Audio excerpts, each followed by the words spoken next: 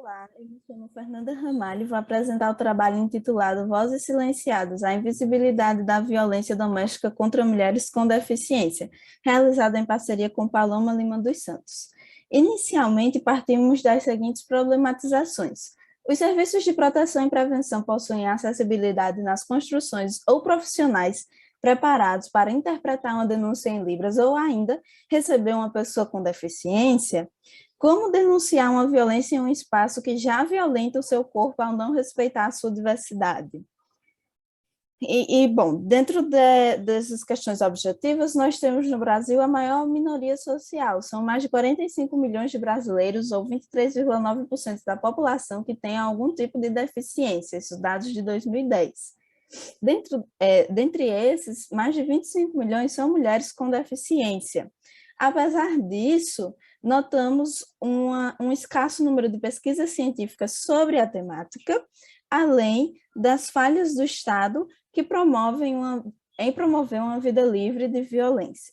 Assim, os objetivos deste artigo foram descrever a violência doméstica contra as mulheres, analisar os índices de violência doméstica com enfoque nas mulheres com deficiência e interseccionar gênero e deficiência.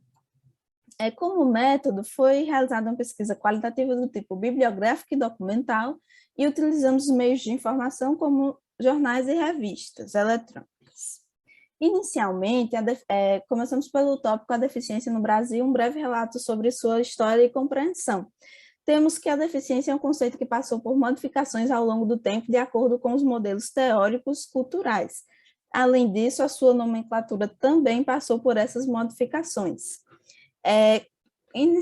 Considerando a questão da religião, principalmente o cristianismo, explica a deficiência, ora enquanto uma bênção, ora enquanto a consequência de algum pecado, um infortúnio. Já o modelo biomédico, ele trata a deficiência de acordo com a influência da medicina que normatiza os corpos, a partir do que é um corpo que é impedido ou passível de intervenção medicamentosa. Já o modelo social se opõe a isso. Nesse modelo social, a deficiência representa apenas uma das diversas formas de existência de um corpo em sociedade.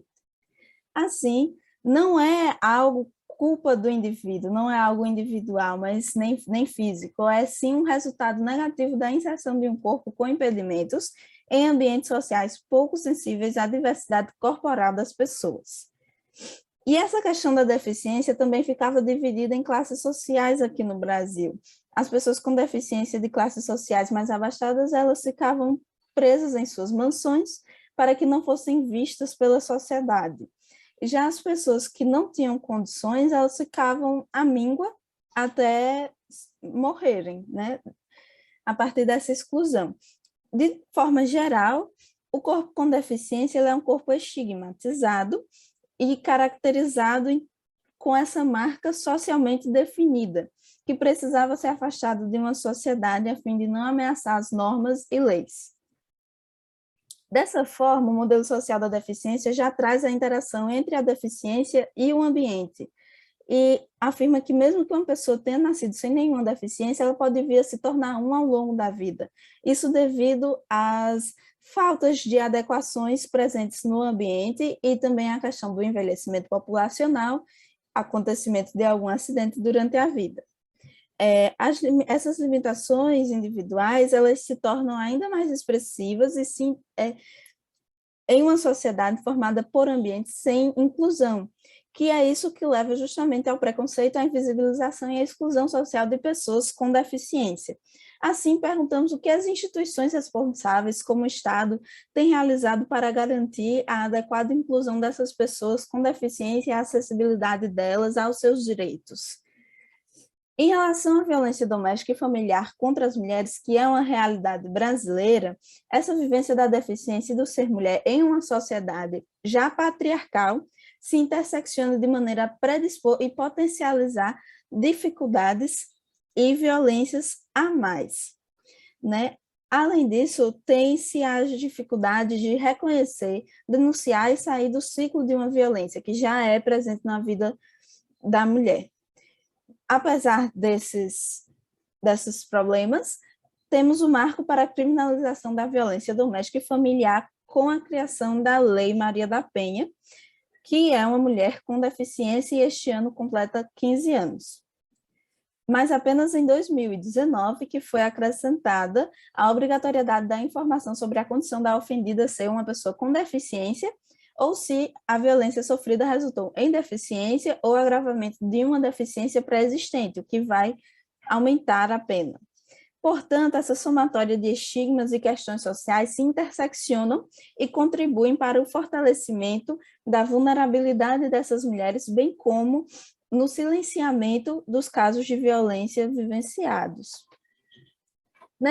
Em relação a essas dificuldades para formalizar casos de abuso e ou violências, temos as ineficácias no atendimento de denúncias devido à ausência de conhecimento dos funcionários sobre os instrumentos e condutas para possibilitar um tratamento digno. Isso acontece mesmo que a Libras, que é a língua brasileira de sinais, tenha sido instituída, reconhecida enquanto língua oficial no Brasil em 2002 pela Lei 10.436. Dessa forma, a violência doméstica ela se torna uma outra violência, que é a institucional, revitimizando a vítima que necessitava de acolhimento. Alguns dados do estado da Paraíba, temos que em 2018 era a 7ª maior taxa de violações contra pessoas com deficiência e a 2ª maior do Nordeste, com 303 denúncias. Dessas, 175 foram feitas por mulheres entre 36 e 40 anos, sendo elas pardas e com deficiência mental, sendo as principais queixas apresentadas as de negligência e violência psicológica, patrimonial e física. No ano de 2019, houve um aumento dessas denúncias de 303 para 315. De forma geral, a violência contra pessoas com deficiência cresceu 8% em 2019, destacando-se o aumento de denúncias de negligência presentes em 41% desses casos. A Paraíba permaneceu na 7ª posição, sendo o 13º em números de denúncias, e a casa continua sendo o principal local das agressões em 69% dessas denúncias. E isso caracteriza uma violência interpessoal, pois ela é praticada por pessoas próximas, no caso das pessoas com deficiências, pelo irmão, filho, mãe ou pai. Em relação ao perfil das vítimas, nós temos que 54% delas são mulheres, numa idade entre 18 e 59 anos, com ensino fundamental incompleto ou médio completo, 45% são brancas, e as principais violências contra a pessoa com deficiência são contra pessoas com deficiência mental, deficiência física, intelectual, visual e auditiva. Em relação ao perfil da violência, é possível observar que ela se modifica ao observar a faixa etária das vítimas. De acordo com cada faixa etária, o tipo de violência é mais presente ou menos presente. No caso de crianças e adolescentes com deficiência intelectual, eles sofrem abuso sexual até 50% mais vezes que seus equivalentes sem deficiência. E entre janeiro de 2019 e março de 2021, foram registrados mais de 10 mil boletins de ocorrência por mulheres com deficiência, no qual 12,81% relataram violência doméstica, 6,14% lesão corporal e 4,18% estupro de vulnerável. Número esse que pode ser, muito provavelmente é, subnotificado. E esses dados são ainda mais alarmantes devido às dificuldades impostas pelo contexto de pandemia. E algumas reflexões para a ampliação da garantia dos direitos das mulheres com deficiência é que esses tais progressos, eles são recentes, são importantes, mas o capacitismo ele ainda é presente na sociedade e é recorrente. E esse capacitismo seria a hierarquização desses corpos, promovendo a opressão e a exclusão dessas pessoas em diversos ambientes. E para as mulheres com deficiências que sofrem violência doméstica, isso ainda é pior, o cenário consegue ser pior, inclusive a depender do tipo de violência e do tipo de deficiência que elas possuem. Assim, a sociedade não pensa na existência dessas pessoas e nas adequações de ambientes fundamentais para elas, visto que um ambiente acessível para uma pessoa com deficiência é acessível para todas as pessoas. E uma intervenção de modo macrosocial traz que o essencial seria uma mudança na forma de pensar e perceber uma pessoa com deficiência. E A curto prazo, seria mais voltada a políticas públicas e ou alterações na Lei Maria da Penha. Já uma proposta que pode abarcar também a população geral é o aprendizado de Libras e também campanhas para que essas mulheres conheçam seus direitos, através dos meios de comunicação, por exemplo. E como considerações finais, podemos ver que a maneira pela qual se compreende a deficiência pode indicar também como se vai agir perante ela. Então, temos que trabalhar a partir da compreensão da deficiência, espalhar o que é a deficiência. E também continuar com essa presença existente de um movimento político nos diversos espaços sociais, educacionais, de saúde e assistência, uma vez que há interação entre crenças, estereótipos e um ambiente inadequado que promove a exclusão, o que fere a garantia dos direitos humanos tanto das pessoas com deficiência quanto das mulheres. Sempre lembrando que nessa luta do lema das pessoas com deficiência, nada sobre nós sem nós. É isto. Obrigada.